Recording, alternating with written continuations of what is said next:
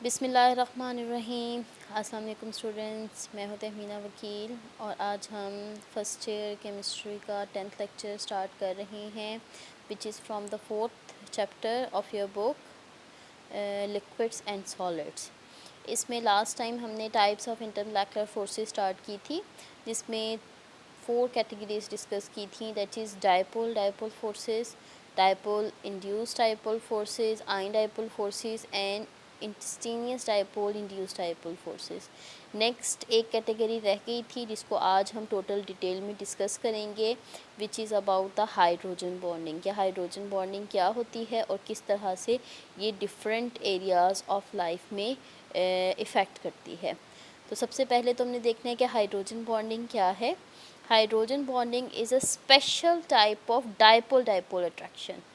ये है dipole attraction ही, मतलब डायपोल होना लाजमी है इसमें, लेकिन इसके लिए एक रिक्वायरमेंट क्या है कि hydrogen atom it act as a bridge between two very electronegative atom.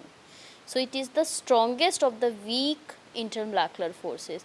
आपने जितनी भी अब तक कैटेगरीज ऑफ इंटरमोलेकुलर फोर्सेस पढ़ी हैं उन सब में ये सबसे स्ट्रॉन्गर है। वैसे तो आपको ये बात पता है कि intermolecular forces they are weaker as compare to intramolecular. Intramolecular कौन सी थी? जो बॉन्ड होता है, कोवेलेंट बॉन्ड हो चाहे वो आयनिक बॉन्ड हो। तो कोवेलेंट और आयनिक इन दोनों के मुकाबले में अगर हम बात करते हैं हाइड्रोजन बॉन्डिंग की तो it is the strongest one. अब ये देखिए, ये हमारे पास एक कंपाउंड है AH। इसमें हाइड्रोजन एटम जो है वो पार्शल पॉजिटिव है और वो ये डॉटेड लाइन से शो हो रहा है, हाइड्रोजन बॉन्ड बना रहा है between with the highly electronegative element B पे भी नेगेटिव चार्ज है, ए पे भी नेगेटिव चार्ज है। तो ए और बी के दरमियान ये जो हाइड्रोजन है it is act as a bridge. So hydrogen atom is in a straight line between A and B. So the bond strength is stronger than other form of permanent dipole interaction but weaker than a covalent bond.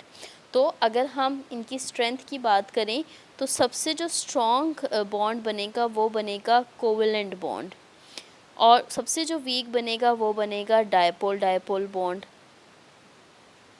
अब ये जो hydrogen bond है it is in between this covalent and dipole. Covalent से week होता है, dipole dipole से strong होता है। ठीक है, अब इस केस में एक रिक्वायरमेंट तो ये है कि there should be a partial positive hydrogen.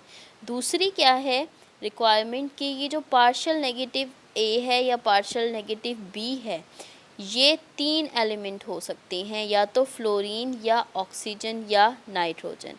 Fluorine की इलेक्ट्रोनेगेटिविटी होती है 4, ऑक्सीजन की होती है 3.5 और नाइट्रोजन की होती है 3। तो ये 3 हाईली इलेक्ट्रोनेगेटिव एलिमेंट्स हैं। अगर ये एलिमेंट मौजूद होंगे पार्शियल पॉजिटिव हाइड्रोजन के साथ, then the type of bond it is the hydrogen bond. अब ये क्यों ये 3 बनाते हैं? Because in fluorine, oxygen and nitrogen they possess a lone pair of electrons. इनमें इलेक्ट्रॉन पेयर्स मौजूद होते हैं। ठीक है, so protein it consist of long chains containing polar groups, और उसमें हाइड्रोजन बॉन्ड्स, या भी हम आगे देखेंगे भी कि वो किस तरह स्ट्रक्चर डिटर्मिनेशन में हेल्प करते हैं। सो हाइड्रोजन बॉन्ड की अगर हम डेफिनेशन देखें तो क्या है? Hydrogen bond is an electromagnetic attraction not a true bond. ये अट्रैक्शन होती है, बॉन्ड नहीं होता actually. Hydrogen must be directly bonded to small atom with high electronegativity like nitrogen, oxygen and fluorine. ये देखिए यहाँ पे नीचे एग्जांपल्स बनी हुई हैं अमोनिया की, जहाँ पे इलेक्ट्रोनेगेटिव एटम क्या है? नाइट्रोजन। फिर है वाटर की जिसमें हाईली इलेक्ट्रोनेगेटिव एटम क्या है? ऑक्सीजन। और फिर है फ्लोरीन की जिसमें के हाईली HF की जिसमें हाईली इलेक्ट्रोनेगेटिव एटम है फ्लोरीन। तो ये 3 आपके पास एटम्स हैं, nitrogen, oxygen and fluorine. So इस केस में hydrogen it has a partial charge and the oxygen has a partial negative charge from being covalently bonded to electronegative atom. तो इन तमाम में अगर हम देखें तो लोन पेयर्स हैं। नाइट्रोजन में 1 है, ऑक्सीजन में, वाटर में 2 हैं और फ्लोरीन में 3 हैं। अगर हम इस सबसे कंक्लूड करें तो सिंपल सी एक चीज़ हमें समझ आती है हाइड्रोजन बॉन्डिंग की, that is hydrogen bonds they are the attractive force between the hydrogen attached to an electronegative atom of one molecule and electronegative atom of different molecule। तो लाजमी नहीं है कि वाटर के साथ ही हाइड्रोजन बॉन्ड बनाएगा, या हमेशा अगर एक ऑक्सीजन है तो दूसरा भी ऑक्सीजन ही हो, ये लाजमी नहीं है। आपके पास एक पार्शियल पॉजिटिव हाइड्रोजन है और उस केस में जिस तरह से ये AH और ये बॉन्ड बना रहा है आगे B के साथ, तो इस केस में A एंड B ये क्या हो सकते हैं? A and B they may be nitrogen, oxygen और फ्लोरीन। तो लाजमी नहीं है आपके पास ये एक जैसा ही एटम हो, ये डिफरेंट एटम्स भी हो सकते हैं। Positive and negative atoms or each of the water molecule attract each other. This electrostatic attraction is called as hydrogen bonding। अब ये देखिए यहाँ पे आपके पास जो है HF की एग्जांपल दी हुई है, पार्शियल नेगेटिव चार्ज फ्लोरीन पे है और पार्शियल पॉजिटिव चार्ज हाइड्रोजन पे है। इसके साथ अगर एक और HF मॉलिक्यूल आ जाएगा तो वो हाइड्रोजन बॉन्ड बनाएगा। ये देखिए ये वाटर की एग्जाम्पल है, इसमें एक आपके पास ये वाटर मॉलिक्यूल है, ये वाटर मॉलिक्यूल हैं, ये डिफरेंट वाटर मॉलिक्यूल्स हैं। अब ये ओरिएंट किस तरह से हुए हुए हैं कि पार्शियल पॉजिटिव हाइड्रोजन के साथ इधर भी ऑक्सीजन है, इधर भी ऑक्सीजन है। इसी तरह इस पार्शियल पॉजिटिव हाइड्रोजन के इधर भी ऑक्सीजन है और इसके इधर भी ऑक्सीजन है। ठीक है, तो ये आपके पास जो इंटरमोलेकुलर फोर्सेस हैं, इट इज़ हाइड्रोजन बॉन्ड्स। जैसे मैंने बताया, ये आगे एग्जांपल्स एक्सप्लेन की हुई है नाइट्रोजन, ऑक्सीजन और फ्लोरीन की। In case of nitrogen we have the example of ammonia. Ammonia में एक लोन पेयर है, ये देखें ये एक लोन पेयर है नाइट्रोजन के ऊपर, and it can form 1 hydrogen bond per molecule. ये एक मॉलिक्यूल जो है, ये देखें ये नाइट्रोजन एक जो है वो हाइड्रोजन बॉन्डिंग कर सकता है। सो पर molecule only 1 hydrogen bond is produced. अगर हम बात करते हैं HF की, तो HF के केस में हमारे पास एक हाइड्रोजन एटम है और ये भी एक ही हाइड्रोजन बॉन्ड बना रहा है with the neighbouring HF molecule. अब अगर हम वाटर की बात करते हैं, तो वाटर में ऑक्सीजन के ऊपर 2 लोन पेयर हैं, ये देखें एक ये लोन पेयर है और एक ऑक्सीजन के ऊपर ये लोन पेयर है। ठीक है, तो एक water molecule at a time ये 1 और ये 2 हाइड्रोजन बॉन्ड क्रिएट कर सकता है। ये देखें यहाँ पे ये एक वाटर मॉलिक्यूल है, एक वाटर मॉलिक्यूल में ये जो ऑक्सीजन है it is surrounded by 4 hydrogen atom, जिनमें से 2 कोवेलेंटली बॉन्डेड हैं और 2 जो हैं वो हाइड्रोजन बॉन्डेड है। तो ये टेट्राहेड्रल मैनर में ऑक्सीजन 4 हाइड्रोजन से सराउंड किया हुआ होता है। ठीक है, अब जिस तरह मैंने बताया, ये लाजमी नहीं होता कि आपके पास पार्शियल पॉजिटिव हाइड्रोजन जो है उसके दोनों तरफ एक जैसे एटम हो, ये लाजमी नहीं होता। जैसे हमने पीछे देखा अमोनिया में, HF में या वाटर में काफ़ी दफ़ा ये भी होता है कि 2 डिफरेंट मॉलिक्यूल, उन दोनों के पास, एक के पास पार्शियल पॉजिटिव हाइड्रोजन है और एक के पास ऑक्सीजन है पार्शियल नेगेटिव, तो इनके दरमियान भी जो बॉन्डिंग क्रिएट होगी this one is hydrogen bonding. जिस तरह से आपके पास ये एग्जांपल है क्लोरोफॉर्म, ये क्लोरोफॉर्म का स्ट्रक्चर है। ठीक है, क्लोरोफॉर्म इज़ CHCl3 और ये आपके पास एसीटोन का स्ट्रक्चर है। ठीक है, एसीटोन में आपके पास कार्बन डबल बॉन्ड ऑक्सीजन, ये कार्बोनिल ग्रुप है जिसका oxygen it is highly electronegative which is bonded through hydrogen bond to the partial positive hydrogen. तो ये आपके पास एग्जांपल है कि not between the same type of molecule but also between the different type of molecule this hydrogen bonding can occur. उसके बाद है कि जो हाइड्रोजन बॉन्ड है उसकी क्या क्या एप्लीकेशंस हैं, कि हाइड्रोजन बॉन्ड को हम कहाँ कहाँ डिफरेंट एस्पेक्ट्स में यूटिलाइज़ कर सकते हैं। तो first application is the thermodynamic properties of covalent hydrides. अगर हम कोवेलेंट हाइड्राइड्स की बात करते हैं तो ग्रुप 4A में हमारे पास है मीथेन, सिलियन, जर्मीनियम के साथ H4, फिर टिन के साथ H4। तो ग्रुप 4 के मेंबर्स ये हाइड्राइड्स बना रहे हैं। फिर ग्रुप 5 में आ जाते हैं नाइट्रोजन, फॉस्फोरस, आर्सेनिक और एंटीमनी। ये तीन हाइड्रोजन, जिस तरह अमोनिया है NH3, तो ये तीन हाइड्रोजन के साथ बॉन्ड बना रहे हैं। फिर ग्रुप 6 में आ जाएं तो ऑक्सीजन, सल्फ़र, सिलीनियम, टिलीनियम, ये H2O, H2S, H2SC, H2TE इस तरह। और फिर ग्रुप 7 के आ जाते हैं जो एक हाइड्रोजन के साथ HF, HCl, HBr, HI। अब चूँकि ये कोवेलेंट हाइड्राइड्स हैं, हाइड्राइड्स में हाइड्रोजन बॉन्डिंग हो सकती है, तो हम देखते हैं कि जैसे जैसे आपके पास इंटरमोलेकुलर बॉन्ड की स्ट्रेंथ ज़्यादा है वैसे वैसे मेल्टिंग पॉइंट और बॉइलिंग पॉइंट जो है वो भी इंक्रीज़ करते हैं। तो नॉर्मली देखा ये गया है कि जो उनकी स्ट्रेंथ अगर हम देखें तो अगर आपको लंदन डिस्पर्सिव फोर्सेस में फैक्टर याद हो तो जैसे जैसे साइज़ इंक्रीज़ करता है, जैसे आपने देखा था फ्लोरीन का, क्लोरीन का, फिर ब्रोमीन का और आयोडीन का, इनकी एग्जांपल देखी थी कि जैसे जैसे पोलराइजेबिलिटी इंक्रीज़ कर रही थी, इनकी स्ट्रेंथ इंक्रीज़ कर रही थी और आपके पास बॉइलिंग पॉइंट इंक्रीज़ कर रहा था। ये दोनों गैसेस थे, this one is liquid and this one is solid. तो इसमें भी यही चीज़ अज्यूम की जाती है कि जैसे जैसे हम डाउन द ग्रुप आएंगे वैसे वैसे साइज़ इंक्रीज़ करेगा और उनका बॉइलिंग पॉइंट इंक्रीज़ करेगा। तो इन सब के लिए यही ट्रेंड एक्सपेक्टेड है, ये एक्सपेक्टेड ट्रेंड है कि जैसे जैसे हम इंक्रीज़ कर रहे हैं एटॉमिक नंबर या पीरियड नंबर, वैसे वैसे बॉइलिंग पॉइंट इंक्रीज़ कर रहा है। अब ये बात आपने माइंड में रखनी है और आगे इस ग्राफ को देखना है।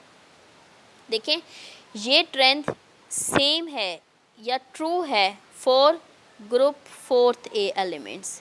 ये देखें, ग्रुप 4 में कार्बन, फिर सिलिकॉन, फिर जर्मीनियम और फिर टिन।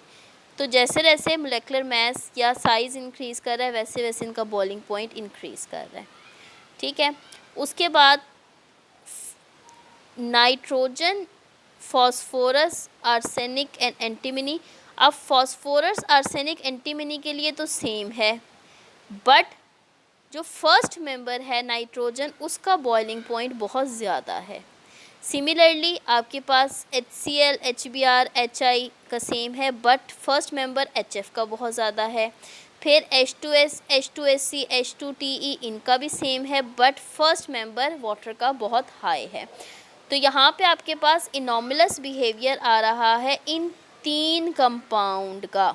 अगर आप गौर करें, वाटर, HF एंड अमोनिया, तो क्या वजह है कि इन तीन कंपाउंड्स का जो बॉइलिंग पॉइंट है वो डिफरेंट है, वो बहुत ज़्यादा है from the rest of the members of this group. वो क्या वजह है? वो है इनमें मौजूद हाइड्रोजन बॉन्डिंग, कि इन कंपाउंड्स में हाइड्रोजन बॉन्डिंग होती है और हाइड्रोजन बॉन्डिंग की वजह से, और इन तीनों की हाइड्रोजन बॉन्डिंग में पीछे आपको स्लाइड्स में शो कर चुकी हूँ, HF की, अमोनिया की और वाटर की। अब यहाँ पे एक और चीज़ काबिल गौर है, वो क्या?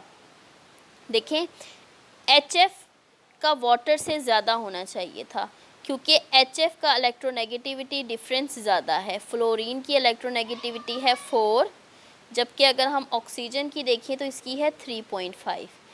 तो HF का बॉइलिंग पॉइंट ज़्यादा होना चाहिए था वाटर से, बट वाटर का ज़्यादा है। इसकी क्या वजह है?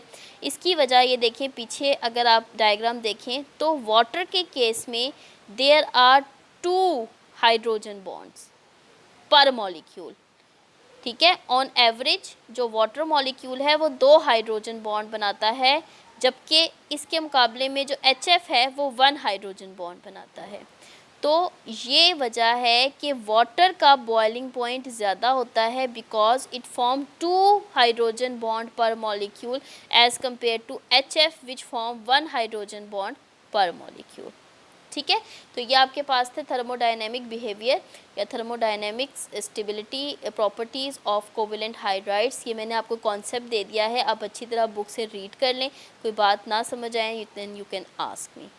उसके बाद है solubilities of hydrogen bonded molecules. जो कंपाउंड वाटर के साथ हाइड्रोजन बॉन्ड बना सकता हो वो वाटर सॉलेबल होगा। जिस तरह से देखिए ये आपके पास है अल्कोहल। अल्कोहल में OH ग्रुप होता है। ये OH ग्रुप यहाँ पे हाइड्रोजन बॉन्ड बना रहा है वाटर के साथ। ये देखिए इस हाइड्रोजन ऑक्सीजन के साथ और ये हाइड्रोजन इस ऑक्सीजन के साथ। इसी तरह से अमोनिया भी वाटर के साथ बॉन्ड बना सकता है। तो ऐसा कोई भी कंपाउंड जो when it's able to form hydrogen bond with water तो वो वाटर सॉलेबल होगा। ये देखें ये आपके पास अमोनिया मॉलिक्यूल है, ये वाटर है। तो नाइट्रोजन और हाइड्रोजन इन दोनों के दरमियान हाइड्रोजन बॉन्ड क्रिएट होता है, that's why ammonia it is soluble in water. Similarly alcohols में OH ग्रुप है, ये हाइड्रोजन बॉन्ड क्रिएट कर रहा है ऑक्सीजन और हाइड्रोजन के दरमियान। इसी तरह से आपके पास कार्बोक्सिलिक एसिड्स हैं, इनमें OH ग्रुप है तो वो भी हाइड्रोजन बॉन्ड बनाते हैं with water, that's why they are soluble in water. तो solubilities of hydrogen bonded molecules वो डिपेंड कर रही होती है इन पे, ठीक है। उसके बाद नेक्स्ट टॉपिक है स्ट्रक्चर ऑफ आइस। ये बहुत ही ज़्यादा इम्पॉर्टेंट टॉपिक है। अगर हम आइस का स्ट्रक्चर देखें लिक्विड फॉर्म में क्या होता है कि जो तमाम के तमाम वाटर मॉलिक्यूल्स हैं वो मैक्सिमम हाइड्रोजन बॉन्ड नहीं बना सकते। एक वाटर मॉलिक्यूल की कैपेसिटी क्या है कि एक ऑक्सीजन के इर्द गिर्द 4 हाइड्रोजन हों। ये देखें एक ऑक्सीजन के इर्द गिर्द 4 हाइड्रोजन हैं इन ऑल द केसेस। देखिए इसके पास भी है, मैंने पहले जो बनाया था उसके पास भी है, इधर भी है। तो जब ये आइस की फॉर्म में आते हैं तो जो टेट्राहेड्रल अरेंजमेंट है एटम्स की वो मैक्सिमम हो जाती है। अब इस अरेंजमेंट को, इस टेट्राहेड्रल अरेंजमेंट को अचीव करने के लिए ये इस तरह से हेक्सागोनल स्पेसिस बनाते हैं। ये देखें स्ट्रक्चर ऑफ आइस, ये हेक्सागोनल स्पेसिस बनाई हैं मॉलिक्यूल ने मैक्सिमम हाइड्रोजन बॉन्डिंग क्रिएट करने के लिए। इसकी वजह से क्या होता है कि there created a large vacant spaces between the atoms due to the formation of these hydrogen bond. अब देखिए अगर किसी भी चीज़ में स्पेसिस क्रिएट हो जाएंगी तो उसका वॉल्यूम बढ़ जाएगा। डेंसिटी क्या होती है? Density is mass per unit volume. अगर मैस सेम रहे और वॉल्यूम इंक्रीज़ हो जाए तो डेंसिटी क्या होगी? It decreases. तो क्या वजह है कि due to the creation of these spaces the density of ice decrease, जिसकी वजह से ice it floats on water. ये देखें ये पूछा गया है या क्वेश्चन है why does ice floats on water. ये देखें यहाँ पे आपके पास लिक्विड स्टेट में ये आपको नज़र आ रहा है पर unit volume number of molecule ज़्यादा हैं क्योंकि वो मैक्सिमम हाइड्रोजन बॉन्डिंग शो नहीं कर पा रहे और उनकी डेंसिटी ज़्यादा है। जबकि जब वो आइस फॉर्म में आते हैं तो वो इस तरह की हेक्सागोनल स्पेसिस क्रिएट कर लेते हैं। अब इस हेक्सागोनल स्पेसिंग के लिए इनका जो पर यूनिट वॉल्यूम मैस है वो डिक्रीज़ हो गया। जब वो पर यूनिट मैस डिक्रीज़ हुआ, वॉल्यूम इंक्रीज़ हो गया तो अल्टीमेटली डेंसिटी डिक्रीज़ हो गई। डेंसिटी डिक्रीज़ होने की वजह से आइस जो है it have a lesser density and it make its to float. इसी वजह से आपने देखा होगा आप पानी के अंदर आइस डालें तो आइस ऊपर आ जाती है, वो फ्लोट करती है। लेकिन बाकी जितने भी कंपाउंड्स हैं अगर उसे सॉलिडिफाई करवाया जाए तो वो सॉलिड होने पे ज़मीन पे मतलब नीचे पैंदे में बैठ जाती है, वो हैवी होती है, डेंस होती है। लेकिन आइस इसका उलट हिसाब है, it floats on water. So when water freezes, water molecule form a crystalline structure maintaining by hydrogen bonding. Solid water or ice is less dense than liquid water. Ice is less than dense than water because the orientation of the hydrogen bonds cause molecule to push far apart which lowers the density. तो वो जो मैंने भी अभी आपको example यहाँ show की है to create this type of structure, ये जो स्ट्रक्चर क्रिएट हुआ है विद द लार्ज स्पेसिस उसके लिए की वजह से जो पर यूनिट वॉल्यूम मॉलिक्यूल्स हैं वो डिक्रीज़ कर जाते हैं and the density it's also decrease. Ice is less dense then water. अब देखें, कोई भी सॉलिड लिक्विड से डेंस कम होगा, ये बहुत ही रेयर प्रॉपर्टी है, लेकिन ये इम्पॉर्टेंट है। क्यों इम्पॉर्टेंट है? एक्वेटिक लाइफ के लिए। Floating ice insulate the water beneath it and prevent it from freezing. It allow aquatic organism that live in water to survive during cold water. अब देखिए, अगर आइस जाके ज़मीन पे बैठ जाती है या पानी के पैंदे में बैठ जाती, तो जो एक्वेटिक लाइफ है वो ख़त्म हो जाती, क्योंकि उस केस में तमाम का तमाम पानी फ्रीज़ हो जाता। अब आप देखिए, रशिया है या कोई भी बहुत ज़्यादा कोल्ड इन्वायरमेंट है, वहाँ क्या होता है कि बाहर चाहे -20 -30 टेम्परेचर भी हो, लेकिन जितनी भी लेक्स हैं उसके ऊपर वाली आइस फ्रीज़ करेगी, वो इंसुलेट करेगी हीट को, और नीचे वाला पानी जो है वो नहीं जमता, और वहाँ पे एक्वेटिक लाइफ सस्टेन करती है। और ये बिहेवियर जो है वो जाता है 4 डिग्री सेंटीग्रेड, मतलब जो पानी है उसकी डेंसिटी मैक्सिमम होती है 4 डिग्री सेंटीग्रेड पे। 4 डिग्री सेंटीग्रेड तक जो डेंसिटी है वो इंक्रीज़ करेगी। जैसे जैसे टेम्परेचर डिक्रीज़ करेगा, डेंसिटी इंक्रीज़ करेगी, जैसे जैसे टेम्परेचर डिक्रीज़ करेगा, डेंसिटी इंक्रीज़ करेगी। अल्टीमेटली जैसे ही 4 डिग्री सेंटीग्रेड आएगा, तो उस वक्त डेंसिटी मैक्सिमम हो जाएगी, और वो जो 4 डिग्री सेंटीग्रेड वाला पानी है वो नीचे जाके बैठ जाएगा, क्योंकि उसकी डेंसिटी सबसे ज़्यादा है। उसके बाद 4 से 0 डिग्री सेंटीग्रेड पे डेंसिटी ज़्यादा कम होना शुरू हो जाएगी।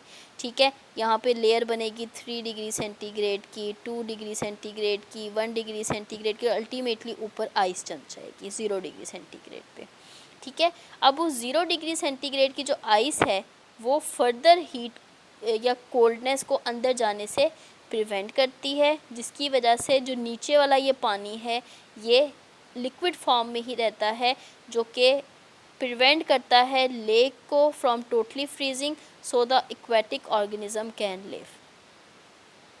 Ice form on the surface first. The freezing of the water release heat to the water below and creating an insulation. ठीक है, तो उसकी वजह से नीचे वाला पानी जो है वो जमता नहीं है, और ये एक्वेटिक लाइफ को सस्टेन करवाता है।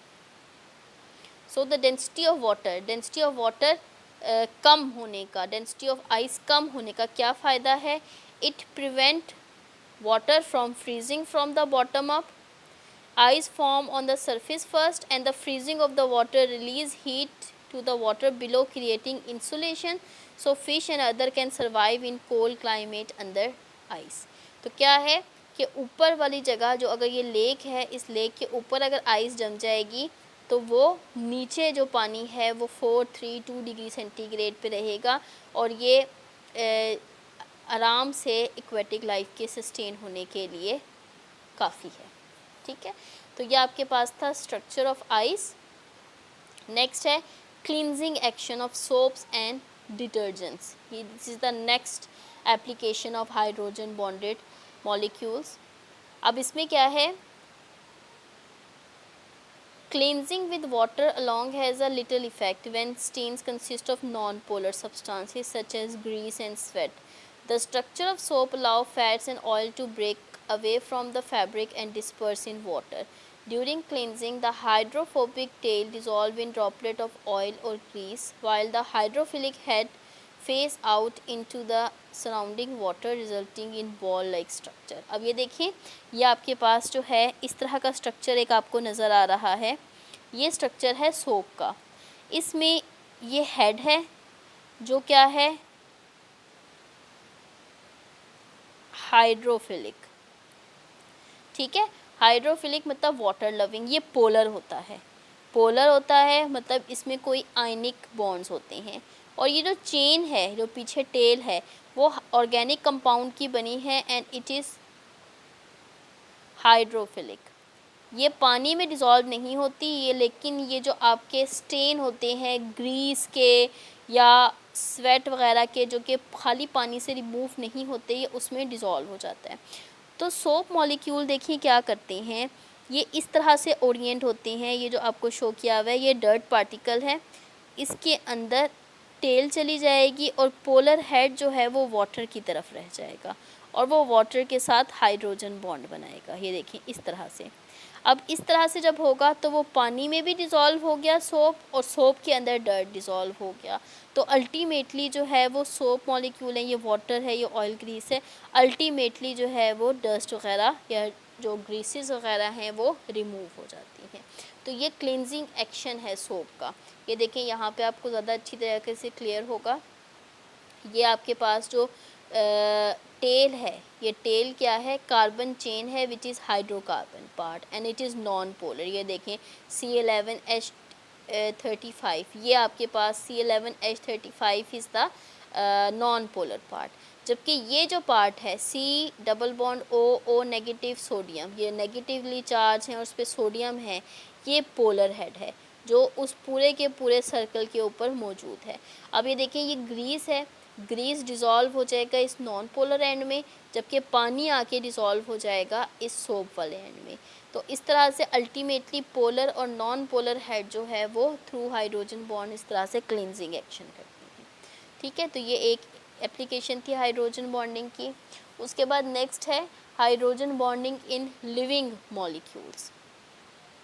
अगर हम लिविंग मॉलिक्यूल्स की बात करें तो हाइड्रोजन बॉन्डिंग जो है वो बहुत सारे लिविंग मॉलिक्यूल्स को, उसके स्ट्रक्चर को मेंटेन करवाता है। जैसे एक इसकी बहुत ही ज़्यादा इम्पॉर्टेंट एप्लीकेशन है प्रोटीन स्ट्रक्चर में।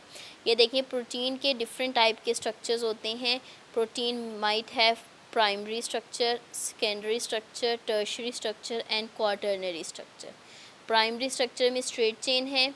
सेकेंडरी स्ट्रक्चर में आपके पास ये इस तरह से, ये देखिए यहाँ शो हुआ हुआ है, अल्फ़ा हेलिक्स या बीटा प्लेटेड शीट्स होती हैं। ठीक है, ये देखिए ये हेलिकल है, ये प्लेटेड शीट्स हैं। टर्शियरी स्ट्रक्चर में आपके पास डिफरेंट चेन्स आपस में फोल्ड अप हुई हुई होती हैं इस तरह से। और क्वाटरनरी स्ट्रक्चर में वो ग्लोबुलर जो है वो राउंड स्ट्रक्चर बनाती हैं। अब ये तमाम स्ट्रक्चर जो हैं वो नेचर में एग्जिस्ट करते हैं, प्राइमरी, सेकेंडरी, टर्शियरी, क्वाटरनरी। इन तमाम स्ट्रक्चर, ये पीछे से मैंने जो है वो इस जो स्ट्रक्चर था, ये वाला structure that is the alpha helical structure of protein, इसको इनलार्ज किया है। अब अगर आप गौर करें तो इनमें हर एक टर्न, ये जो टर्न आ रहा है, इसमें 27 अमाइनो एसिड्स होते हैं। ठीक है, proteins they are made up of amino acids. ठीक है, तो ये डिफरेंट अमाइनो एसिड्स मौजूद हैं जो प्रोटीन स्ट्रक्चर बनाते हैं, और हर एक इस टर्न में 27 अमाइनो एसिड्स आते हैं। अब इसके इस हेलिकल स्ट्रक्चर को मेंटेन करने के लिए ये देखें, ये आपके पास हाइड्रोजन बॉन्ड्स हैं।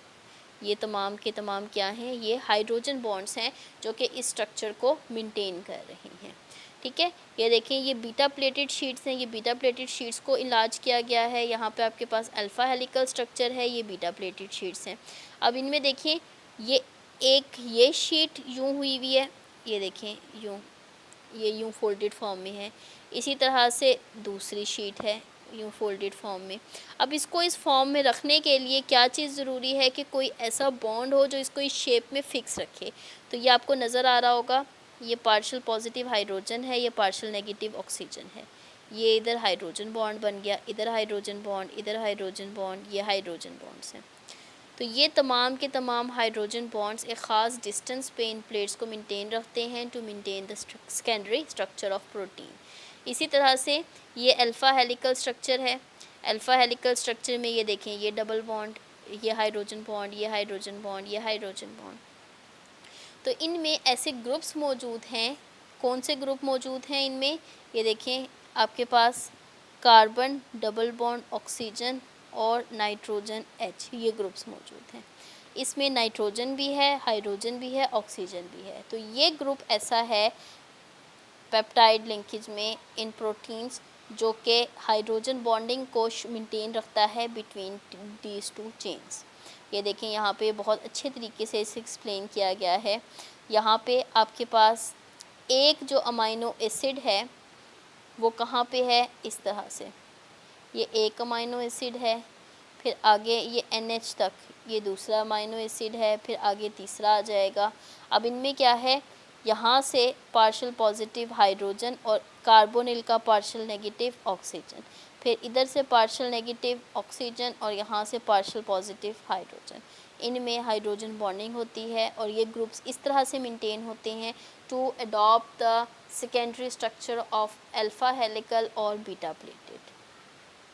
ये तो था आपके पास प्रोटीन। नेक्स्ट आ जाए डीएनए पे। ये आपको पता है कि जो डीएनए का स्ट्रक्चर है it is double helical structure. इस तरह का स्ट्रक्चर होता है ये डीएनए का, ये डबल हेलिकल स्ट्रक्चर होता है। इसमें 3 प्राइम 5 प्राइम फिर 3 प्राइम 5 प्राइम ऑपोजिट डायरेक्शन में। ये आपने बायोलॉजी में जो है, जो बायो स्टूडेंट्स हैं उन्होंने बहुत डिटेल में पढ़ा होगा। मैं यहाँ पे इनके स्ट्रक्चर की डिटेलिंग पे और इस पे नहीं जा रही, मैं सिर्फ आपको बता रही हूँ स्ट्रक्चर दिखा के कि किस तरह हाइड्रोजन बॉन्ड्स जो हैं they help to maintain the structure of proteins, they help to maintain the structure of DNA.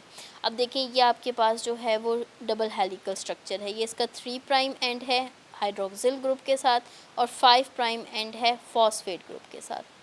अब इनमें ये नाइट्रोजन कंटेनिंग बेसिस हैं, ये ग्लाइसिन है, ये थायमिन है, ये साइटोसिन है, ये एडिनोसिन है, ये डिफरेंट नाइट्रोजन कंटेनिंग बेसिस हैं। ठीक है। एडेनिन 2 हाइड्रोजन बॉन्ड बनाती है थायमिन के साथ और साइटोसिन 3 हाइड्रोजन बॉन्ड बनाती है ग्वानिन के साथ। देखें अब ये जी और सी के दरमियान 3 हाइड्रोजन बॉन्ड है, ये ए और टी के दरमियान 2 हाइड्रोजन बॉन्ड है। इसी तरह सी और जी के दरमियान 3 हाइड्रोजन बॉन्ड हैं और ए और टी के दरमियान 2 हाइड्रोजन, जैसे मैंने यहाँ पे शो किया। तो ये आपके पास जो हाइड्रोजन बॉन्ड्स हैं ये मेंटेन करते हैं इस डायमीटर को और स्ट्रक्चर ऑफ डीएनए को। इस तरह से देखें ये मज़ीद जो है वो एडेनिन का थायमिन के साथ और ग्वानिन का साइटोसिन के साथ structure. A it form 2 double bonds and G it form 3 hydrogen bond with C। ठीक है। तो ये आपके पास था hydrogen bonded in living molecules. इसके अलावा फूड भी हमारे पास ये प्रोटीन वगैरह कार्बोहाइड्रेट्स यही होती हैं, तो इनमें ये मेंटेन करता है। उसके बाद लास्ट इसकी एप्लीकेशन है हाइड्रोजन बॉन्डेड की in textile, in paints, in dyes. ठीक है। तो ये देखें ये आपके पास डिफरेंट डाइज एंड पिगमेंट्स हैं और इन पिगमेंट्स में ये हाइड्रोजन बॉन्डेड और ये चीज़ शो हो रही है। इसमें जो है वो एडहेसिव स्ट्रक्चर्स होते हैं, वो एडहेसिव स्ट्रक्चर जाके जॉइन करते हैं with the active sides of the wall और इस तरह से जाके वो अडहेयर कर जाते हैं। ठीक है। तो ये आपके पास जो है वो हाइड्रोजन बॉन्ड्स की डिफरेंट एप्लीकेशन यहाँ पे समराइज़ की गई हैं। बायोलॉजिकल मॉलिक्यूल्स हैं, डाइज हैं, ऑर्गेनिक सेमीकंडक्टर्स वगैरह। So this is all about the hydrogen bonding and hydrogen bonding क्या होती है, उसकी क्या इम्पोर्टेंस है और क्या उसके एप्लीकेशंस हैं on different aspects of life. So this is all about today's lecture. अगर इसको आपने थॉरली रीड आउट करना है बुक से, मैंने बुक से आपको रीड आउट नहीं करवाया, मैंने आपको कॉन्सेप्ट दिया है डिफरेंट स्लाइड्स के थ्रू। आप इसको थॉरली बुक से रीड आउट करें। कहीं कोई प्रॉब्लम, कोई बात क्लियर ना हो then you can ask me in the WhatsApp group. Next lecture तक के लिए अल्लाह हाफ़िज़।